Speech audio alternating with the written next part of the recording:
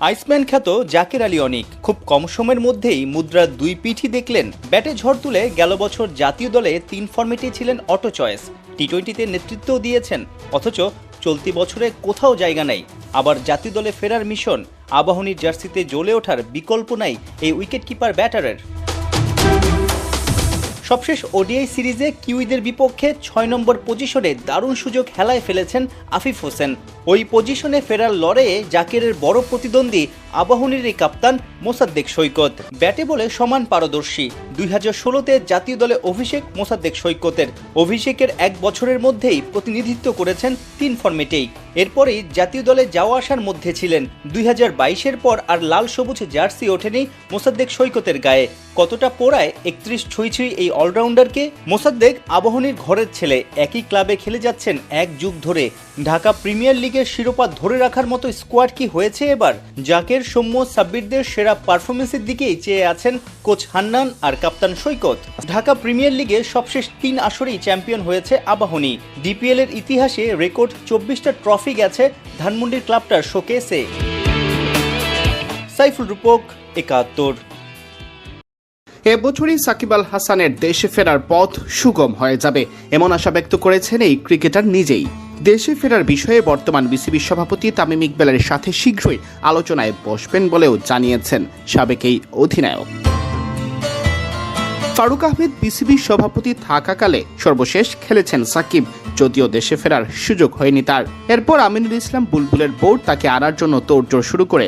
সাকিবের ফেরার খবর আসার আগেই অবশ্য সেই বোর্ডের রীতি ঘটে। এখন বিসিবির নেতৃত্বে সাকিবেরই সাবেক সতীর্থ তামিম ইকবাল। সাকিব অবশ্য দেশে ফেরার আশা হারাচ্ছেন না। স্পোর্টস স্টারকে তিনি বলেন, আসলে বাংলাদেশে পরিস্থিতি হঠাৎ করেই বদলে যেতে পারে, কাল কি হবে কেউ জানে না। এ কারণেই আমি এখনো আশাবাদী। আমি খুব বেশি ভবিষ্যৎ নিয়ে ভাবি না, প্রতিদিন নতুনভাবে পরিবারকে নিয়ে সামনে এগোনোর চেষ্টা করছি। যখনই খেলার সুযোগ পাচ্ছি তা কাজে লাগানোর চেষ্টা করছি। তবে বাংলাদেশ দলে ফেরা আমার নিয়ন্ত্রণে নেই, তবু আমি একটা সমাধান খুঁজে বের করার চেষ্টা করছি।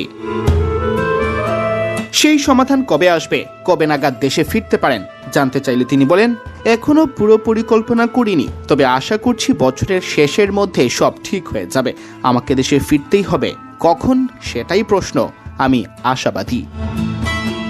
এ সময় বোর্ড প্রেসিডেন্ট তামিমের সাথে কথা হয়েছে কিনা জানতে চাইলে সাকিব উত্তর দেন, আসলে এ নিয়ে আমাদের কোনো কথা হয়নি, কোনো পরিকল্পনা বা এ ধরনের কিছুই না। সত্যি বলতে এ বিষয়ে কোনো আলাপই হয়নি, তাই এখনো পরিষ্কার কোনো ধারণা নেই। তবে বাংলাদেশের ক্রিকেটে কখন কি হয়ে যায় বলা কঠিন, সবকিছু দ্রুত বদলাতে পারে। হয়তো কয়েকদিনের মধ্যেই কথা হবে, বসে সমাধান খোঁজার চেষ্টা করব। আমি অবশ্যই আশাবাদী, কিন্তু বাস্তবতা হলো ভবিষ্যতে কি হবে তা বলা কঠিন। সম্প্রতি বিডি ক্রিক টাইমকে দেওয়া এক সাক্ষাৎকারে দেশের মাটিতে এসে অপশন নেওয়ার ইচ্ছা প্রকাশ করেন সাকিব। এরপর বোর্ড তাকে ফেরানোর ব্যাপারে উদ্যোগ নেয়। নবনির্বাচিত সরকারও সাকিবকে তার ক্রিকেটীয় গুণাগুণ বিবেচনা করে ফেরানোর ব্যাপারে ছিল ইতিবাচক। সাকিব অবশ্য এখন ফিরলে লম্বা সময়ের জন্যই ফিরতে চান, শুধু বিদায়ী ম্যাচের জন্য নয়। তিনি বলেন, আমি শুধু একটি ম্যাচ খেলে বিদায় নিতে চাই না। আমি এখনো ফিট এবং বিশ্বাস করি দলের জন্য অবদান রাখতে পারি। যদি দেখি আমি বোঝা হয়ে যাচ্ছি তাহলে খেলবো না, তবে যতদিন অবদান রাখতে পারবো খেলতে চাই। দেশে ফিরে খেলার ইচ্ছা সব সময় থাকবে।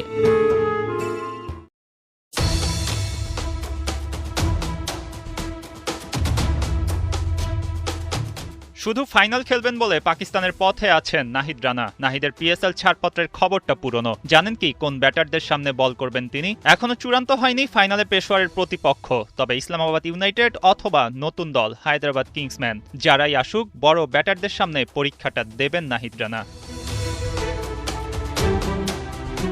আসুন দেখে নেওয়া যাক প্রতিপক্ষ যদি হয় ইসলামাবাদ ইউনাইটেড, দলটির মূল ব্যাটার আছেন কারা। কোয়ালিফায়ারে পেশোয়ারের সাথেই সবশেষ ম্যাচ খেলেছে ইসলামাবাদ। শাদাব খানের নেতৃত্বে ওই ম্যাচের একাদশে ছিলেন একাধিক batter. Kiwi opener Devon Conway, Samir Minhaj থেকে ইমাদ ওয়াসিম পর্যন্ত ছড়িয়ে থাকা ব্যাটার আছেন।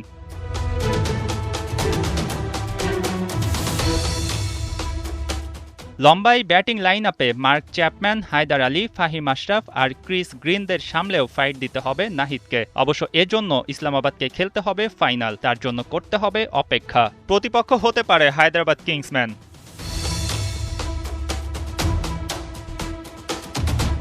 দলটির টপ ব্যাটিং লাইন আপে কারা আছে তা দেখে নেওয়া যাক এবার। গেল রাতে ফার্স্ট এলিমিনেটর ম্যাচে মুলতান সুলতানসকে হারিয়েছে হায়দ্রাবাদ। গত রাতের একাদশ থেকে ওপেনার মাস সাদাকাতের নামের পাশে 33 বলে 64 রানের ইনিংস। পাকিস্তানি তরুণ ওপেনার নিজের দিনে মারকাটারি ব্যাটিংটা করতে জানেন। ইসলামাবাদের মতোই হায়দ্রাবাদের ব্যাটিং লাইন আপও বেশ লম্বা। মান্নাস লাবুশেন, উসমান খান, সাইম আইয়ুব, কুশল পেরেরা প্রত্যেকেই বড় ম্যাচের খেলোয়াড়। উসমানের ব্যাটেও গেল রাতে 35 বলে 64 রানের ইনিংস এসেছে। বাকিদের সামনেও বোলিংটা মাপে মাপে করা চাই নাহিদ রানার। একাদশে গ্লেন ম্যাক্সওয়েল, ইরফান খানরাও আছেন। আর কত ব্যাটার চাই টি-20-তে? তাই হায়দ্রাবাদ যদি খেলে ফাইনাল, নাহিদের থাকবে বড় দায়িত্ব।